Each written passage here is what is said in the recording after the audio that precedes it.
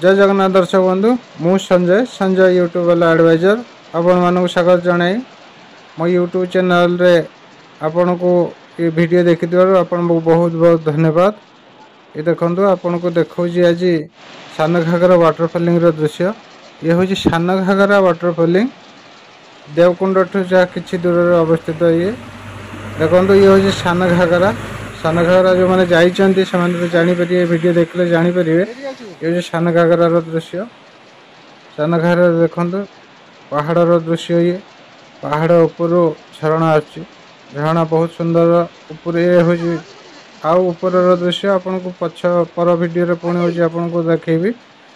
देखनु पानी झरुची किपरि बहुत सुंदर मनोरम जगह थरे गले एटर हसिया को इच्छा होबनी। बहुत सुंदर प्रकृति रे बड़ वीडियो बनाए देखंतु बहुत सुंदर दृश्य। ये सान घागरा रो दृश्य पानी देखंतु झरणा पानी किपरि पत्थर रे गड़ी गड़ी सब जाउची काच धार भली पानी बहुत सुंदर पानी अविरत बही चलची दिन राति ये बही चलची झरणा बंद हबार नहीं। सान घागरा वाटरफॉलिंग बहुत सुंदर दृश्य जो माने जाई नाहंती तरे जाई बुली आसीबे।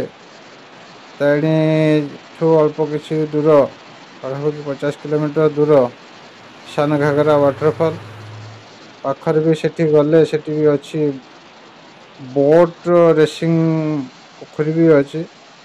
सान घागरा देखंतु दृश्य पत्थर रो केते सुंदर सेठी बसिया पई भी हेछि किंतु सेठी की जाई हो नाही।